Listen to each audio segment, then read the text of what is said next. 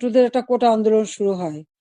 আমি তো সে আন্দোলন আমি তাদেরকে কিছুই বলিনি, বরং কোটা বন্ধ করে দিয়েছিলাম, তাদের দাবি পূরণ করেছিলাম।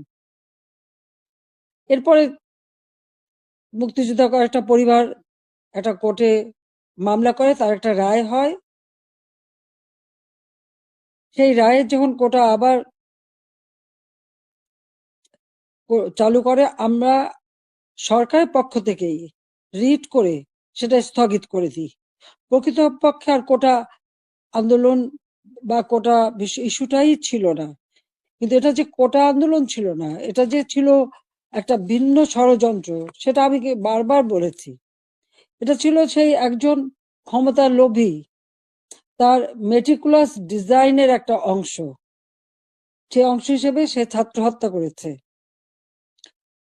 জনগণকে হত্যা করেছে, আওয়ামী লীগের নেতাকর্মী হত্যা করেছে, পুলিশ হত্যা, সাংবাদিক হত্যা, সাংস্কৃতিক কর্মী হত্যা, সারা দেশটাকে ক্ষত বিক্ষত করা, অর্থনীতিকে ধ্বংস করা। আমাদের মহান নেতা জাতির পিতা বঙ্গবন্ধু শেখ মুজিবুর রহমান তার জীবনটাকে উৎসর্গ করেছেন বাংলার জনগণের জন্য।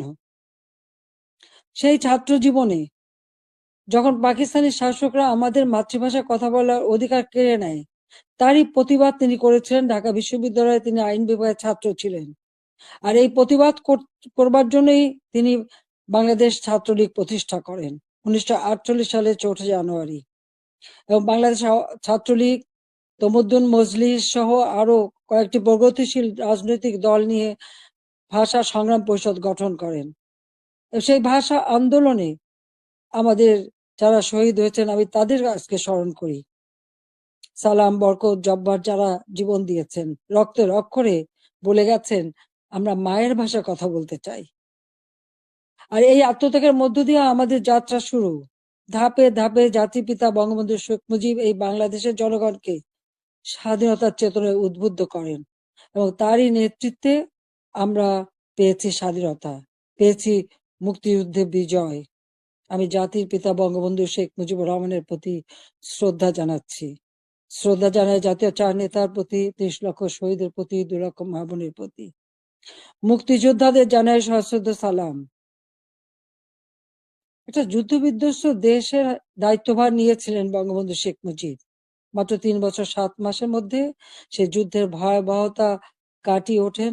ধ্বংসস্তূপের উপর দাঁড়িয়ে যে যাত্রা শুরু করেছেন শূন্য হাতে, সেই বাংলাদেশকে তিনি মাত্র 3 বছর 7 মাসের মধ্যে একটা স্বল্পোন্নত দেশে উন্নীত করেন। সে সময় যখন বাংলাদেশের মানুষের শান্তি শৃঙ্খলা ফিরে আসে, মানুষ একটু সুন্দর জীবনের স্বপ্ন দেখতে শুরু করে, ঠিক তখন আসে আঘাত। 75 15ই আগস্ট।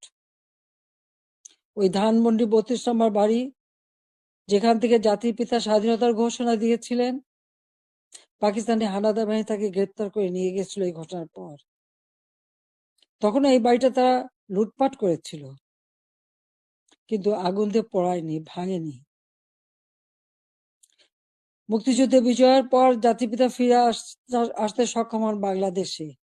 10ই জানুয়ারি 1972 সালে তিনি প্রত্যাবর্তন করেন। এই বাড়িতে বসেই তিনি কিন্তু বাংলাদেশের এই বিধ্বস্ত বাংলাদেশকে গড়ে তোলেন।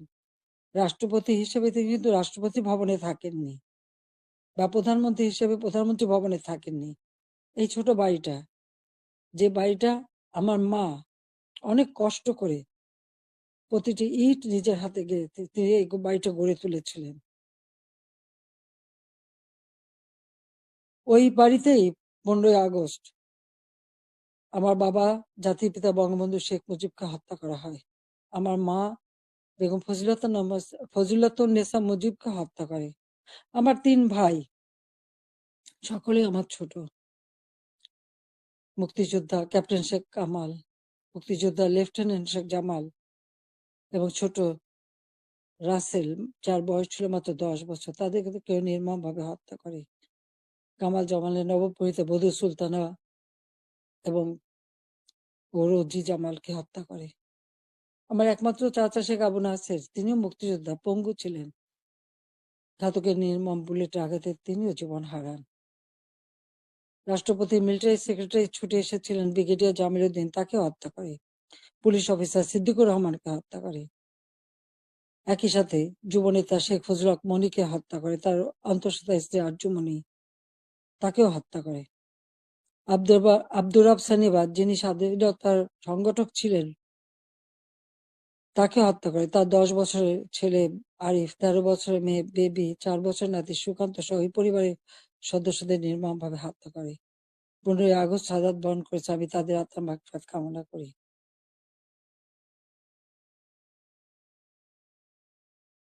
বাংলাদেশের ইতিহাসের সাথে ছাত্রলীগের ইতিহাস জড়িত। জাতির পিতা বঙ্গবন্ধু শেখ মুজিব বলেছিলেন, ছাত্রলীগের ইতিহাস বাংলাদেশের ইতিহাস। প্রতিটি সংগ্রাম, মুক্তিযুদ্ধে ছাত্রলীগের অবদান রয়েছে। 75-এর পর গণতান্ত্রিক অধিকার প্রতিষ্ঠার জন্য যে সংগ্রাম করি, সেখানেও শহীদের তালিকায় ছাত্রলীগের সংখ্যাটাই বেশি। বারবার আঘাত এসেছে, একের পর এক কূপ হয়েছে, হত্যা, কূপ, ষড়যন্ত্রের রাজনীতি শুরু হয়েছে। সেখান থেকে বাঙালি জাতিকে উদ্ধার করে আমরা এদেশে গণতন্ত্র প্রতিষ্ঠা করি। 15ই আগস্ট আমার ছোট বোন রেহানা আর আমি বিদেশে ছিলাম বলে বেঁচে গিয়েছিলাম। 6টি বছর প্রবাসে আমরা কাটাই। এরপর আমি সুযোগ পাই বাংলাদেশে ফিরে আসতে, বলতে গেলে অনেকটা জোর করে ফিরে আসি। যে দেশে আমার পিতামাতার ঘাতকের দল, যাদেরকে ইন্ডেমনিটি দেওয়া হয়েছিল, তাদের বিচার করা যাবে না।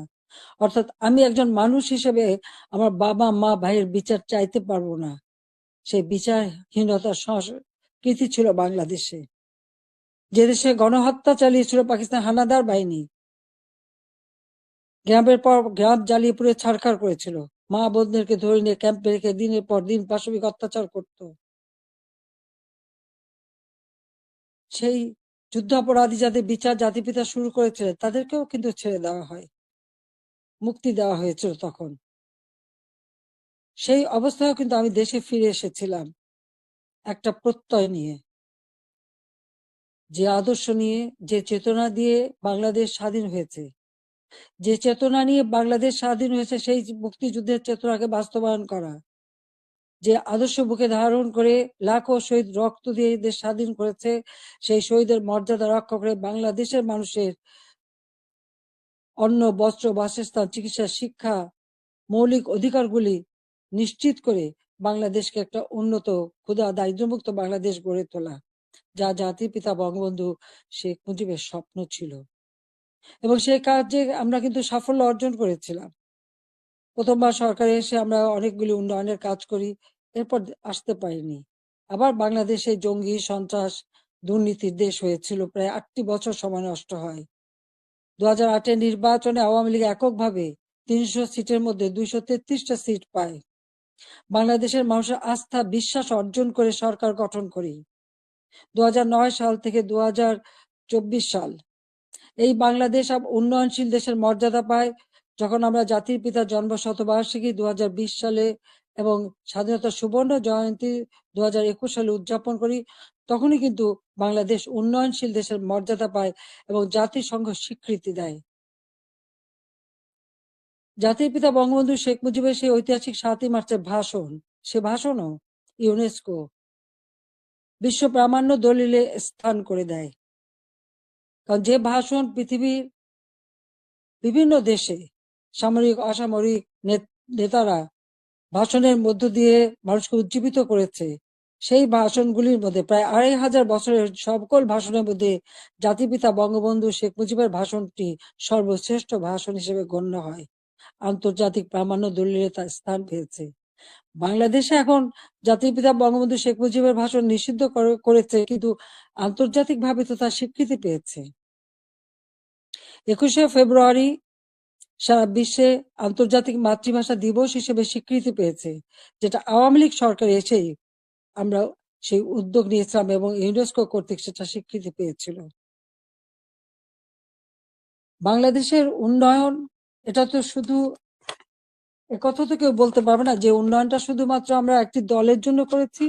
এই উন্নয়নটা সারা দেশের মানুষের জন্য।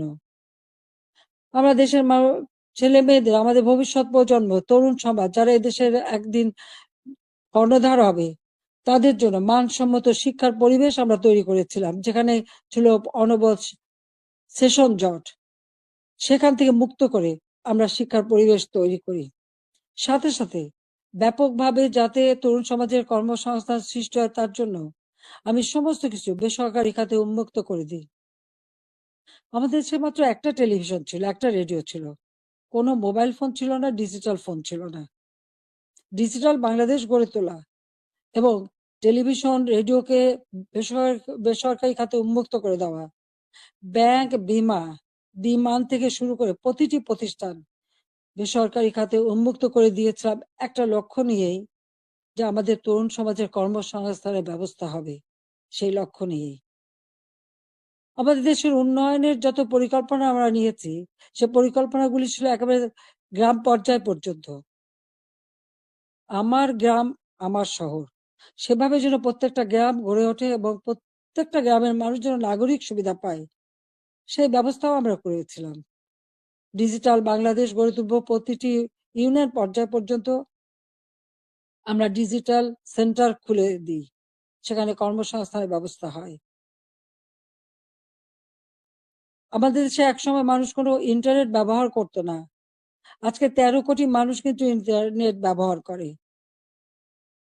মোবাইল ফোন ছিল না, সেই মোবাইল ফোনও উন্মুক্ত করে দিই এবং এখন 18 কোটি সিম ব্যবহার হয় এবং এর জন্য আমরা ট্রেনিং এর ব্যবস্থা করি।